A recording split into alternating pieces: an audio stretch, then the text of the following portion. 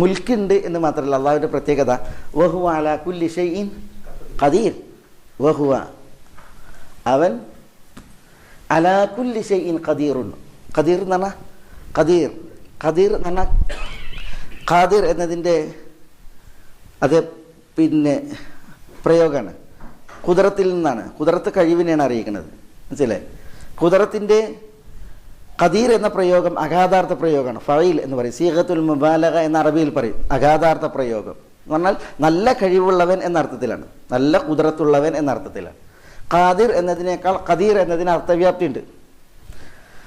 കുദറത്ത് ഏറെയുള്ളവൻ എന്നാണ് ഇവിടെ ഖദീറിൻ്റെ അർത്ഥം. മനസ്സിലായോ? ഈ ഖദീർ എന്നതിൻ്റെ യഥാർത്ഥ സ്ഥാനം ഇവിടെയാണ്. വഹുവ ഖദീറുൻ അലാ കുല്ലി ഷൈ എന്നാണ്. വഹുവ ഖദീറുൻ അലാ കുല്ലി ഷൈ. പക്ഷെ അല്ലാഹു സുബ്ഹാനഹു വ തആല ഇവിടെ വഹുവ അലാ കുല്ലി ഷൈഇൻ ഖദീർ എന്ന് പറഞ്ഞു.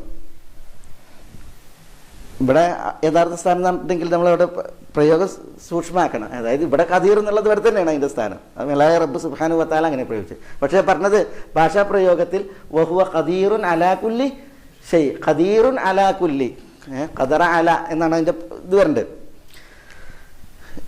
വഹുവ അവൻ ഖദീറുൻ ഏറെ കുദറത്തുള്ളവനാണ്. എന്തിന്? അലാ കുല്ലി ഷൈഇൻ. കുല്ലു ഷൈ എന്ന് പറഞ്ഞാൽ എല്ലാ കാര്യവും. അല എന്നുള്ളത് ഖദീർ എന്നതിനോട് ബന്ധം, കഴിവുറ്റവൻ എന്നർത്ഥം കിട്ടാൻ. അപ്പോൾ വഹുവ അവൻ ഖദീറുൻ അലാ കുല്ലി ഷൈഇൻ, എല്ലാ കാര്യത്തിനും കഴിവ് ഏറെയുള്ളവനാണ്. പക്ഷേ അല്ലാഹു സുബ്ഹാനഹു വ തആല ഈ മുന്തിപ്പിച്ച് പറയേണ്ട ഖദീറിനെ ഇങ്ങോട്ട് പിന്തിപ്പിച്ച്.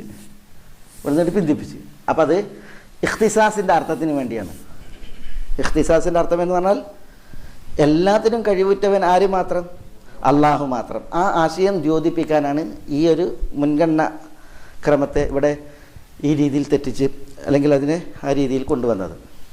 വഹുവ അലാ കുല്ലി ഷൈഇൻ ഖദീർ എന്ന് പറയുമ്പോൾ അപ്പോൾ നമ്മൾ അർത്ഥം പറയേണ്ടത് എല്ലാത്തിനും ഏറെ കഴിവുള്ളവൻ അവനാകുന്നു എന്നാണ് ഉദ്ദേശം. അവൻ മാത്രം എല്ലാത്തിനും കഴിവുറ്റവൻ അള്ളാഹു മാത്രം.